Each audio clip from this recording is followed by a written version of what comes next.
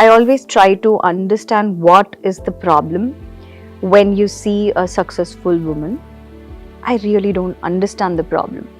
But I think there is a problem. We're always told to keep quiet, to be in that safe spot where no one else knows about what has happened, so that you don't have to face the backlash. But I'm saying it's time. It's time to speak out. The girl who you spoke about the controversy, right? Now, I don't want us to get into what's right, what's wrong. You know, there is a legal process that's underway and they'll figure it out, right? But I have to ask, how did you find the courage to publicly go against somebody as influential as Dhanush? Because Nayantara, women, even women as successful as you, as accomplished as you, are always told, play nice. Yeah. Right? Yeah. We're always told, don't be difficult. You don't diplomatic. Be diplomatic. Yeah. Don't be a troublemaker. Yeah. Right? What led you to that decision? To be very honest with you, I actually don't want to discuss the controversy, but since you've asked, I would just explain. But I'll just tell you what really happened. It was never meant to be a controversy, and it was never meant to be put out at that particular time when we were just about to release the film. It's just that the timing was like that, you know. The legal notice was sent at that time. We took 2-3 days to understand, to evaluate if we want to do something like this or not. But to straight away answer your question, why should I be scared of doing something which I feel is right? Yeah. I should be scared only if I'm doing something wrong. You know, I'm not someone who would want to tarnish someone's image just for the sake of publicity. I mean, why I'm saying this is because there are a lot of people who have supported us largely, but there are also a lot of people who are supposedly his fans or his well-wishers, which is fine. But for them to say that we did it as a PR for the film, yeah, I don't think that was the intention at all. I mean, it never even crossed our minds. And the film is not meant to be viewed as a film. It's a docu. You know, it's about a person. You like that person, you want to know more about that person, you watch the film. It's not, it never comes in the bracket of a hit or a flop. You know, so the numbers or anything of that sort was never an issue. You get what I'm saying? Yeah. So that was not the thing at all. The controversy happened because I spoke out. And I wanted to speak in public because I personally, genuinely tried to reach out to him so that I can have a direct answer. Why? What's the issue? What's the issue? Right. Then I also came to a point, so there were a number of calls that Vignesh had made to his manager. We reached out to a lot of friends who are friends with him, but none of that really worked.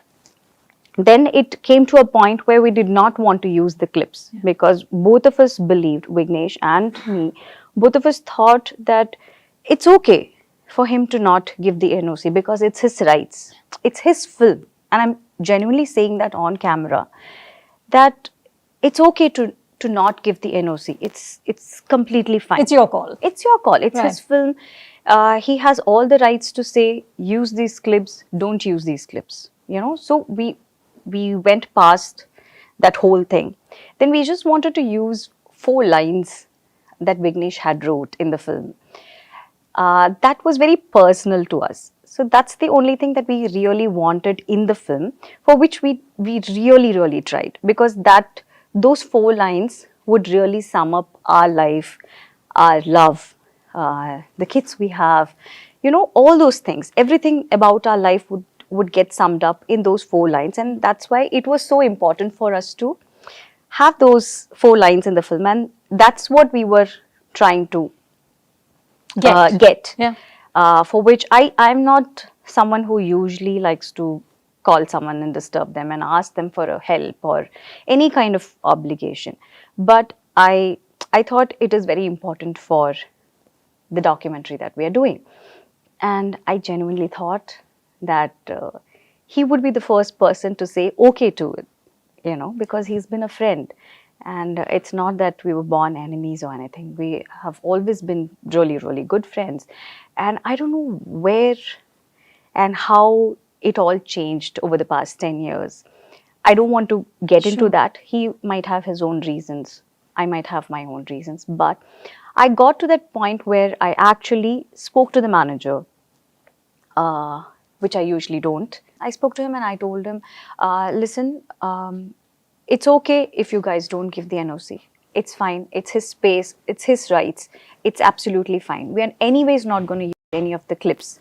We just want those 4 lines to be used. I understand you don't want that as well. That's fine. But just get me a phone call with him. I only wanted to have a phone call with him just to understand what is the issue. You know, the NOC part is over. I don't want it. It's fine. The film has been re-edited and gone to Netflix, and you know they obviously need it way before you know to. I mean, it's their process. Yeah, there's a whole process. So there was anyways no time. But I just wanted to have a conversation with him to understand what is the problem.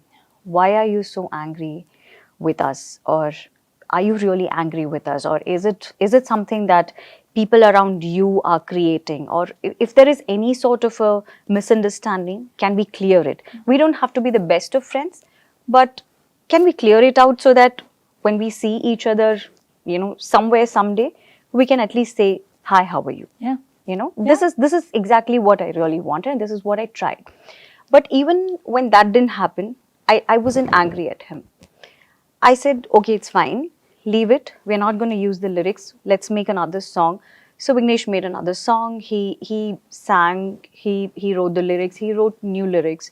So all that was done.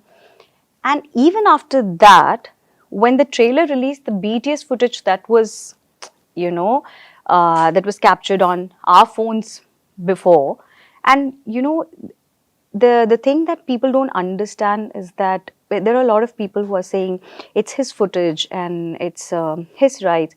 We are not at all talking about the clips from the film. Right. And BTS is a part of a contract only now. You know, Not this then. was 10 years before. Yeah. 10 years before, there were people randomly taking pictures and videos on phones. And these were random videos on our phones. You know, it was, I think, one of the clips were on my phone, 1 or 2 were from my phone, 2 or 3 from his phone, I think 2 or 3 from my team's phone. So this was the thing that we used, which is hardly anything. And even after so much of issues that was created by him or by his people, I would say when the trailer comes out, or when the trailer came out, I think anybody who's a little bit sorted would just let it be. They'll be like, okay, we have created so much of an issue. Anyways, the film is not carrying the clips or the lyrics or the song or anything. But it's okay. I mean, it's just the BTS. It really doesn't matter. And for a personality like him, who's such a reputed actor and who's so much respected and loved by so many people, and we have the same love and respect for him. But when it came to something like this, which is so unfair, I had to speak out. You know, and when you ask me, where do you get your courage? The courage only comes from the truth. I only have to be scared when I'm trying to fabricate something. When I'm not doing that, I don't have to be scared. And if I don't do that now, when it's been pushed beyond the limit, I don't think anybody would have the courage to do anything at any point of time. And the kind of response I got for the letter was even bigger. You got a lot of female actors supporting you. And you know, that's not normal. Yeah, Nazria and Parvati and So Shruti. many. I mean, I don't want to take names, but I felt, they also felt it is right. You know, there would be something that everybody has been hurt about, not exactly by this person, but I'm saying generally, we are women. It's a system. Yeah, it's a system. We are women. You would know what's happening in your part of the industry. We would know what is happening in our part of the industry, uh, but most of the time we always keep quiet, and we are told to. Yeah. We're always told to keep quiet, to be in that safe spot where no one else knows about what has happened, so that you don't have to face the backlash. But I'm saying it's time. It's time to speak out when it's the right time. I'm not saying you have to keep doing that all the time. I don't do that. I have a lot of love and respect for my colleagues. They have all been extremely good to me. Otherwise, I wouldn't have survived for so many years. You know, there's a lot of respect more than love. But sometimes This when felt right. yeah, but sometimes when it's just not fair, I think we should speak up. Yeah. Yeah. Which is why you're called Lady Superstar. Oh my God.